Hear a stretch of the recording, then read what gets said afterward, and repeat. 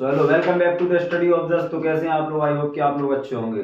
तो एक मिनट, तो हम लोगों ने कहाँ तक वीडियो बना ली थी, काफ़ी क्वेश्चंस कर लिए थे। तो अभी भी माइक नहीं है, तो मैंने जैसा कि आप लोगों को बताया कि जब तक माइक नहीं आ जाता तो तब तक हम लोग ऐसे ही वीडियो डाल दे रहे हैं, क्योंकि हम लोगों के पास टाइम कम है।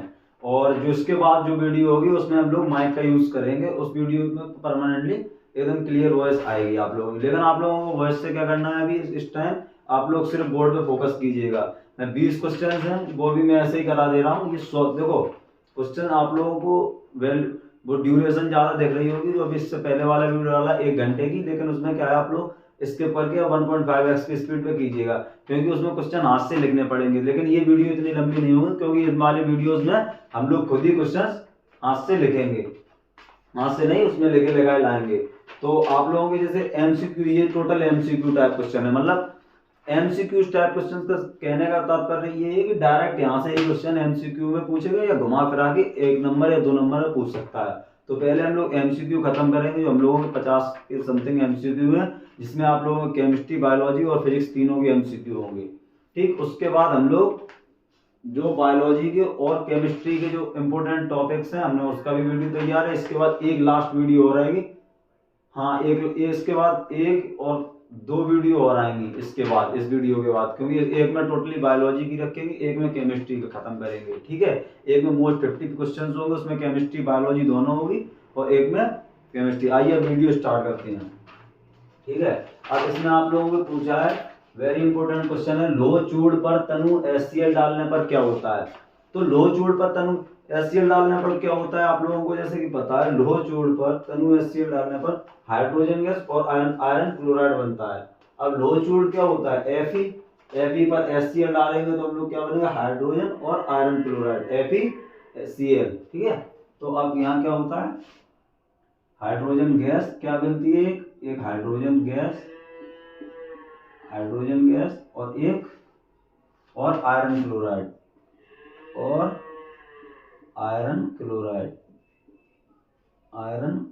ठीक है। ये वाली वीडियो और बिना माइक के होगी, इसके बाद जो वीडियो होगी वो माइक से बनाएंगे, टेंशन फ्री रहें। अब आप लोगों को एक रिएक्शन दे रखी है, एक नहीं बल्कि 2 रिएक्शन दे रखी है। ठीक है, आप लोगों को 2 रिएक्शन दे रखी है, कौन सी, Fe2O3।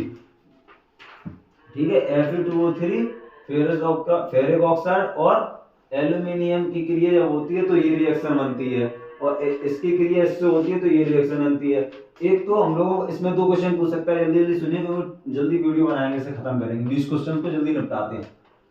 एक तो यहाँ क्या है, बैलेंसिंग से पूछ सकते हैं। ठीक है, एक हम लोगों की यहाँ क्या पूछ सकते हैं, बैलेंसिंग से। यहाँ रिएक्शन पूरी फुल बैलेंस है, ये भी रिएक्शन पूरी बैलेंस है।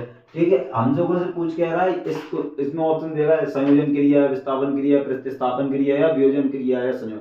ठीक है, तो ये कौन सी क्रिया है, विस्थापन क्रिया, क्योंकि इसमें एक दूसरे का स्थान विस्थापित कर रहे हैं। Fe2O3 ने किसका स्थान विस्थापित किया, एल्यूमिनियम ने Fe की जगह ले ली और क्या बनाया, एल्यूमिनियम ऑक्साइड। ठीक है, और ऐसे ही Zn ने सल्फ्यूरिक के साथ अपनी क्रिया कर ली और हाइड्रोजन को निकाल दिया। तो ये कौन सी क्रिया है, विस्थापन अभिक्रिया।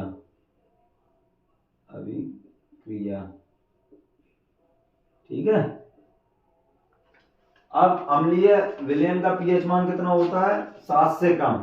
अम्लीय विलयन का पीएच मान कितना होता है, 7 से कम, और क्षारीय का 7 से ज्यादा।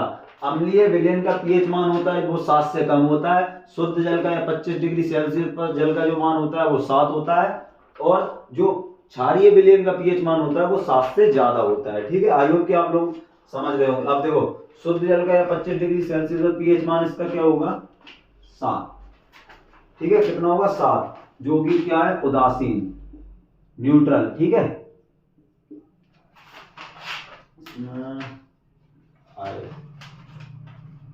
हाँ, तो आप लोगों ने जैसे कि 4 क्वेश्चन देखे। अम्लीय लवण की पहचान क्या है, अम्लीय लवण की पहचान क्या होती है, लवण क्या होते हैं, अम्लीय लवण, अम्लीय मतलब समझ रहे क्या, एसिडिक, वो क्या होते हैं, H+ आयन देते हैं, H+ आयन देते हैं। ठीक है, अब पेयजल को जीवाणु रहित बनाने के लिए उपयोग किया जाता है पेयजल CaOCl2। क्या उपयोग किया जाता है?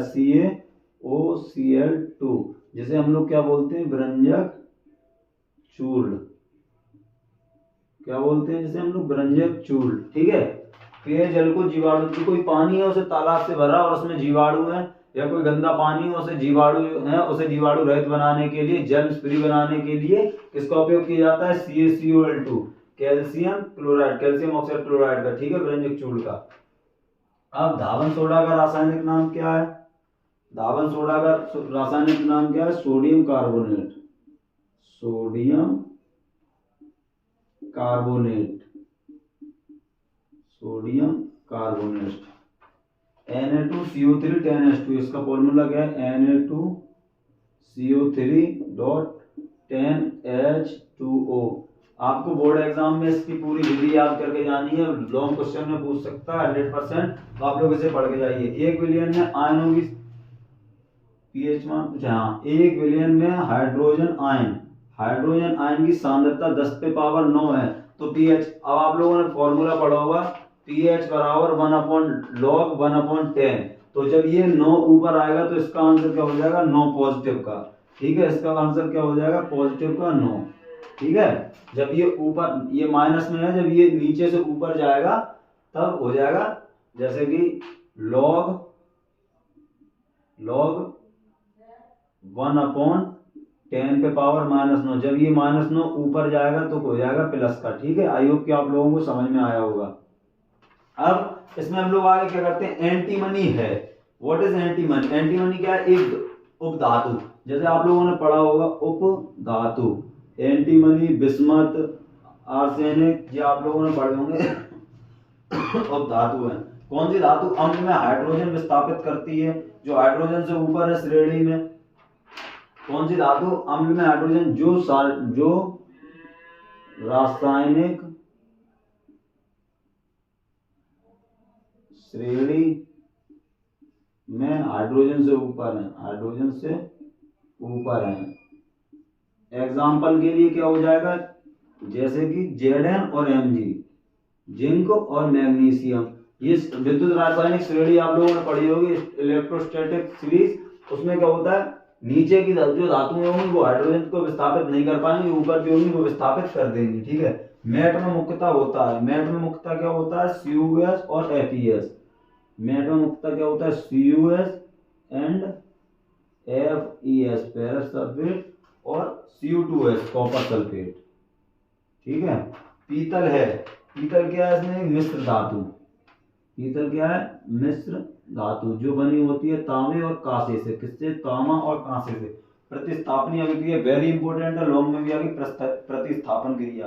परिभाषा और रिएक्शन आप लोगों को लिखनी है इसमें। परिभाषा प्लस रिएक्शन आप लोगों को करनी है ये स्वयं। ठीक है, अब ब्यूटेनॉन में क्रियात्मक समूह क्या होता है? ब्यूटेनॉन क्या होता है? ब्यूटेनॉन कीटोन, मतलब कीटोन समूह पाया जाता है। कीटोन समूह का सिंबल क्या होता है? कीटोन समूह का सिंबल होता है आपका ये। ठीक है, कीटोन समूह का आप लोगों का सिंबल होता है ये। अब कीटोन में क्रियात्मक समूह क्या है? इसमें भी सेम, देखो जैसे कीटोन में भी सेम समूह। एल्कोहल में क्रियात्मक समूह क्या है? OH। एल्डिहाइड का क्रियात्मक समूह क्या है? CHO। ठीक है, और एसिटिक अम्ल का IUPAC नाम क्या है? एथेनोइक अम्ल। एसिटिक अम्ल क्या होता है? CH3COOH, जिसमें 2 कार्बन पाए जाते हैं ना, CH3COOH, एथेनोइक अम्ल। आई होप कि आप लोगों ने ये पढ़े होंगे, क्योंकि इसका जो नाम होता है वो होता है CH3COOH। अब यहाँ 2 कार्बन है, 1 कार्बन 2 कार्बन है, तो 1 कार्बन होता तो मेथ, 2 कार्बन है तो क्या होगा? एथ है। अब इसमें सिंगल बॉन्ड पाया गया है तो इसमें क्या होगा? एन, एथ एन। ओइक अम्ल का सूत्र होता है COOH को क्या पढ़ते हैं? ओइक अम्ल या कार्बोक्सिलिक अम्ल। ठीक है, अब एसीटोन का IUPAC नाम क्या है? इसमें प्रोपेनॉन। अब इसकी रिएक्शन से जब आप लोग इसे प्राप्त करेंगे तो CH3CO इसका नाम होगा। एथिल अल्कोहल का IUPAC नाम क्या है? CH3CH2OH। जिसे हम लोग बोलते हैं C2H5OH, एथेनल, इसको क्या पढ़ेंगे हम लोग, एथेनल। ठीक है, एथिल एल्कोहल का क्या नाम हो जाएगा, एथेनल, एथेनल, एथेनल। ठीक है, देख लो, एथेनल। ठीक है, आई होप कि आप लोगों को समझ में आया होगा। आप लोगों के 20 क्वेश्चन इसमें कंप्लीट हो गए। आगे के क्वेश्चन हम लोग अभी से कंप्लीट करते हैं। ठीक है, अब बायोलॉजी के स्टार्ट होंगे यहां से क्वेश्चन।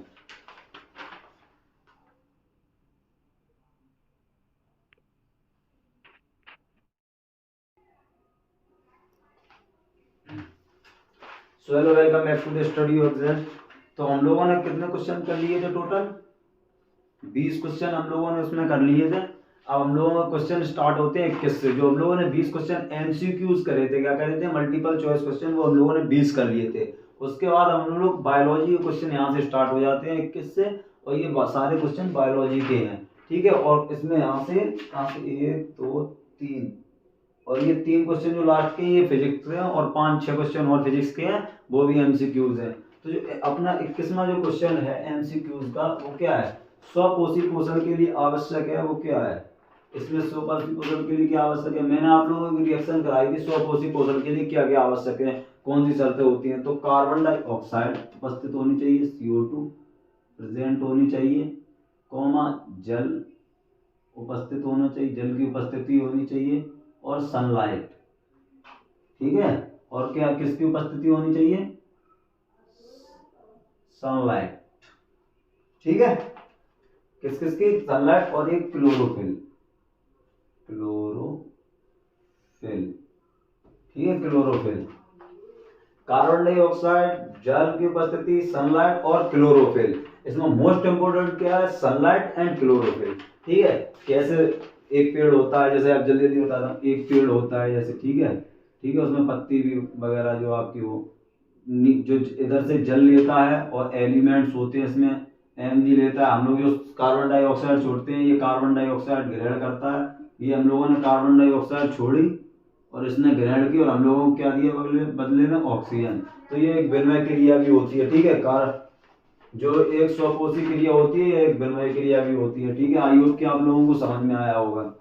और यकृत स्त्रावित करता है, यकृत स्त्रावित करता है, क्या करता है, पित्तरस। ठीक है, यकृत स्त्रावित करता है पित्तरस। ठीक है, यकृत स्त्रावित करता है क्या, पित्तरस। हीमोग्लोबिन महत्वपूर्ण भूमिका निभाता है, ये किसका सिंबल है, हीमोग्लोबिन का। हीमोग्लोबिन महत्वपूर्ण भूमिका किसमें निभाता है, श्वसन में। ठीक है, श्वसन में हीमोग्लोबिन जो अपने आरबीसी के अंदर पाया जाता है, इसके कारण रंग लाल रंग का होता है। ये किसमें भूमिका निभाता है, श्वसन में। पादम में जाइलम उत्तरदायी होता है किसके लिए, जल के लिए, रसारोहण के लिए, जल के लिए। और फ्लोएम उत्तरदायी होता है भोजन के लिए, जाइलम जल के लिए, जाइलम यानी जल, फ्लोएम मतलब भोजन के लिए। ठीक है, जल जैसे मैंने बताया है, ये जो एक पेड़ होता है, ये कार्बन डाइऑक्साइड की क्रिया होती है, जो पेड़ होता है, जो रिएक्शन होती है, जल से जो जमीन से एलिमेंट्स और जल होता है, वो किसके द्वारा ऊपर पेड़ों और पत्तियों में पहुंचता है, वो जाइलम के द्वारा। और भोजन किसके द्वारा, फ्लोएम के द्वारा। मानव हृदय में कक्षकों की संख्या कितनी होती है, आप लोगों को पता होगा, ये 4 होती है। ठीक है, मानव हृदय में कक्षकों की संख्या। वृक्क एक तंत्र है जो संबंधित है किससे है, वृक्क उत्सर्जन से। वृक्क एक सीधा क्वेश्चन घुमा हुआ है, वृक्क संबंधित है, वृक्क का भाग किससे संबंधित है, किससे संबंधित, उत्सर्जित से। उत्सर्जित जो शरीर के अपशिष्ट या वेस्टेज पदार्थ होते हैं, वो शरीर से बाहर निकालने की क्रिया उत्सर्जन कहलाती है, और इसका जो कार्य करता है वो करता है वृक्क। पित्त रस का स्रावन कहाँ होता है, पित्त रस का स्रावन कहाँ होता है, यकृत में। किसमें होता है, पित्त रस का स्रावन कहाँ होता है, यकृत में। ठीक है, आइए कि आप लोग ये क्वेश्चन समझते चल रहे हैं। पित्त रस का स्राव कहाँ होता है, यकृत में। दो तंत्रिका कोशिका के मध्य खाली स्थान, दो तंत्रिका कोश कहाँ है, जैसे ये दो तंत्रिका कोश कहाँ है, ये दो तंत्रिका कोश कहाँ है, जैसे ये, इनके बीच जो खाली स्थान होता है, हम लोग उसे क्या कहते हैं, उसे कहते हैं हम लोग सिनेप्स। क्या कहते हैं उसे, सिनेप्स। दो तंत्रिका कोशिका के बीच खाली स्थान को कहते हैं सिनेप्स।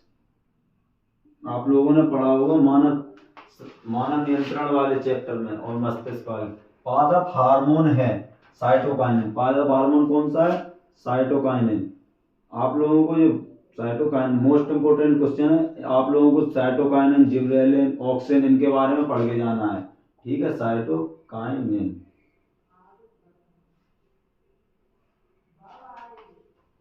मस्तिष्क उत्तरदायी है। मस्तिष्क उत्तरदायी किस किस के लिए है? मस्तिष्क उत्तरदायी सोचने के लिए भी है, सोचने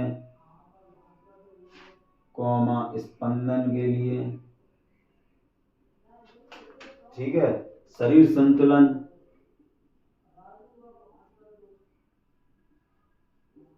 शरीर संतुलन कौन, या बोलो सभी के लिए, ठीक है, सभी के लिए। मस्तिष्क सभी के लिए उत्तरदायी होता है, क्योंकि सोचने की जो प्रतिवृत्ति क्रियाएं होती हैं वो सारी हमारी मस्तिष्क से ही आती हैं। मादा लिंग हार्मोन क्या कहलाता है? एस्ट्रोजन, ठीक है। मादा लिंग हार्मोन क्या कहलाता है? एस्ट्रोजन। मोस्ट इंपोर्टेंट एमसीक्यू यहीं से आने फंसने। इंसुलिन नामक हार्मोन स्रावित होता है। इंसुलिन नामक हार्मोन जो होता है कहां से उसका स्रावन होता है? अग्न्याशय से। अग्नाशय से, अग्नाशय से, अग्नाशय, अग्न्याशय, अग्नाशय से, ठीक है, अग्न्याशय से, ठीक है। इंसुलिन नामक जो हार्मोन होता है उसका स्रावन कहाँ से होता है? अग्न्याशय से। आप लोग आमाशय मत कराना, क्योंकि पहले ऑप्शन पे वो आप लोगों को आमाशय ही देता है, ठीक है, अग्न्याशय से। अलेनिन जनन मुकुलन द्वारा होता है। अलेनिन जनन मुकुलन द्वारा किसमें होता है? ईस्ट में। ईस्ट। मुकुलन क्या होता है? मुकुलन ये होता है जैसे एक कोई चीज है, इसी में अब एक आकृति उभार आई और उसके बाद वो फिर आकृति टूट के अलग हो गई, तो ये कहलाता है हम लोगों का मुकुलन। कोई अतिरिक्त उभार आ जाए और टूट के हो जाए, वो हाइड्रा में मुकुलन भी होता है, ठीक है, हाइड्रा में भी होता है। पराग कोष में होते हैं पराग कण, पराग कण, पराग कोष में क्या होते हैं? पराग कण। मादा जनन तंत्र में भाग नहीं है। मादा जनन तंत्र का भाग कौन सा नहीं है? मादा जनन तंत्र के भाग नहीं है। शुक्रवाहिका, शुक्रवाहिका भाग नहीं है मादा जनन तंत्र का। एस्ट्रोजन, डिम्बाइनी वगैरह सारे हैं। पुष्प के नर भागों को कहते हैं पुमंग। देखो पुष्प के नर भाग होता है, जो पुष्प का नर भाग होता है वो होता है पुमंग, ठीक है। और जो पुष्प का स्त्री केसर भाग होता है वो क्या होता है? स्त्री केसर। पुमंग और स्त्री केसर, ठीक है, या पुकेंसर बोलते हैं इसको और उसको।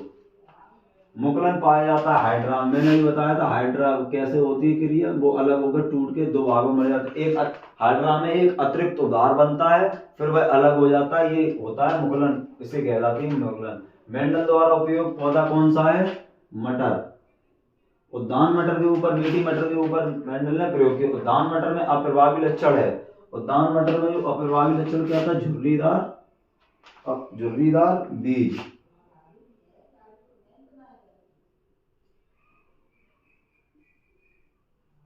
झुर्रीदार बीज।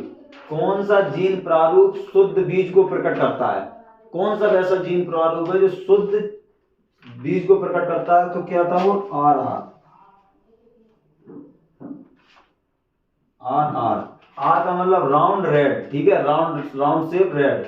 कौन सा जीन प्रारूप? राउंड रेड मतलब जो है प्रभावी लक्षणों को प्रभावी जीन को प्रकट करता था आर आर, और ये अप्रभावी को प्रदर्शित करता है, ये अप्रभावी को प्रदर्शित करते थे, ठीक है, ये अप्रभावी को, ये प्रभावी को। मानव नेत्र द्वारा किसी वस्तु का प्रतिबिंब बनता है, ये कहाँ बनता है?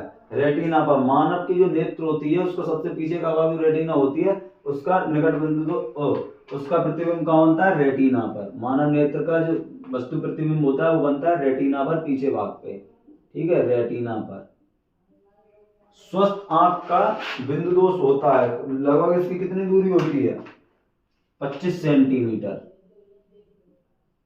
25 सेंटीमीटर। अभिनेत्र लेंस की फोकस दूरी में परिवर्तन किया जाता है पश्चिमाभि द्वारा। किसके द्वारा किया जाता है?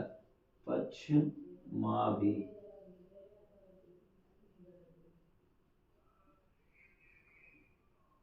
आई होप कि आप लोगों को ये सारे क्वेश्चन समझ में आए होंगे। तो आप लोगों के 45 क्वेश्चन पूरे हो गए हैं, बचे हुए क्वेश्चन, रुकना 1 मिनट। आप लोगों के एमसीक्यू ये बचे हैं कुछ और, ये सारे एमसीक्यू और आप लोगों ने खत्म कर दे। कितने, 3 6 3 और 10 एमसीक्यू आप लोगों के और बचे हैं, वो अभी इसी वीडियो में खत्म कर दे रहे हैं हम लोग, ठीक है।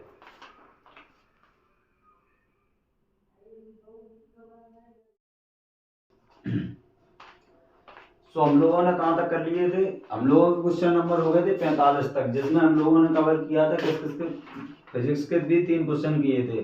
तो हम लोगों ने कितने एमसीक्यू क्वेश्चन कर लिए हैं, टोटल 45 एमसीक्यू क्वेश्चन किए हैं, जिसमें हम लोगों ने बायोलॉजी और केमिस्ट्री के और फिजिक्स के भी किए हैं। अब हम लोगों के जो कुछ गिने चुने रह गए हैं वो फिजिक्स के रह गए हैं। तो इसमें क्वेश्चन नंबर 46 दे रखा है, प्रिज्म द्वारा अधिकतम विचलन होता है, वो कौन से रंग में होता है, प्रिज्म द्वारा जो अधिकतम विचलन होता है वो होता है बैगनी रंग में। कौन से रंग में, बैगनी रंग में। आप लोगों ने फॉर्मूला पढ़ा होगा विब ज्योर, ठीक है, विब ज्योर। इसका मतलब क्या होता है, violet, indigo, blue, green, yellow, orange and red, ठीक है। जो आप लोगों ने ऐसे एक सूत्र पढ़ा होगा, ऐसे करके टकरा दी, बस 7 रंगों में भिजाई होती है विब ज्योर, ठीक है, ऐसे करके, ठीक।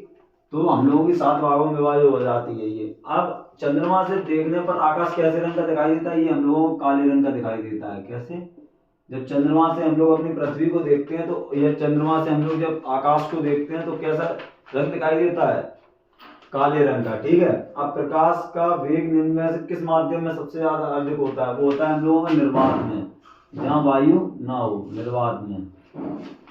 प्रकाश का वेग निर्वात में। किसी चालक में धारा का प्रवाह होता है इलेक्ट्रॉन द्वारा, किसके द्वारा, इलेक्ट्रॉन द्वारा, इलेक्ट्रॉन द्वारा। जो इलेक्ट्रॉन होते हैं वो हमारे धारा के प्रभाव में एक दूसरे के साथ गति करके आगे पीछे बढ़ते हैं, ठीक है। किसी चालक में धारा का प्रभाव होता है इलेक्ट्रॉन द्वारा। प्रतिरोध का मात्रक क्या होता है, ओम। प्रतिरोध का इसमें मात्रक क्या होता है, ओम। 1 किलोवाट घंटा में जूल की संख्या कितनी होती है, 3.6 10 टू की पावर +6।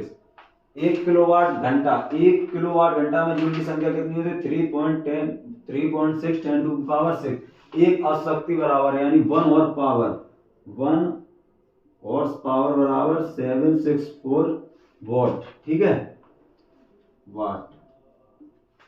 एक गतिमान आवेशित कण उत्पन्न करता है विद्युत तथा चुंबकीय क्षेत्र।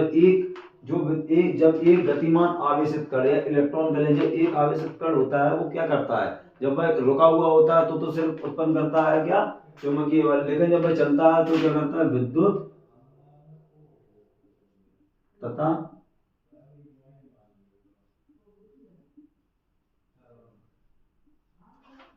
तथा चुंबकीय दोनों, ठीक है। इस वीडियो के बाद हम लोग आपको माइक बोल आ जाएगा, माइक लगा करके वीडियो बनाएंगे और आप लोगों को ये आप लोग क्वेश्चन दिख रहे होंगे, जैसे कि ये सॉल्यूशन है और 2 पेज और है। पूरा ये वीडियो से बाहर जाना नहीं, जितना अपलोड कर दे रहे हैं बस यहीं से पेपर पूरा केमिस्ट्री, बायोलॉजी और फिजिक्स का आप लोगों का आना है, ठीक है। अब एक विद्युत चुम्बक का कोड बनाने के लिए सबसे उपयुक्त होता है वो क्या होता है, मुलायम या सॉफ्ट आयरन, मुलायम लोहा, ठीक है, मुलायम लोहा। कौन सी परत पराबैंगनी किरणों को पृथ्वी पर आने से रोकती है, कौन सी परत, वो होती है हम लोग की ओजोन परत। कौन सी परत होती है, ओजोन परत। ओजोन परत पृथ्वी पर आने वाली पराबैंगनी किरणों को रोकती है। आई होप कि आप लोगों को ये समझ में आया होगा। जो हमारे लोगों के एमसीक्यूज थे वो यहाँ से सारे खत्म हो गए। ये वीडियो एक अपलोड होगी एमसीक्यूज के लिए। अब जो वीडियो अपलोड होगी उसमें हम आप लोगों को ऊष्मा छेपी और जो ये सारी क्रियाएं हैं उनके बारे में बताएंगे, जो इम्पोर्टेंट टॉपिक है एक ही वीडियो में कवर करेंगे, ठीक है। मिलते हैं नेक्स्ट वीडियो में, जय हिंद।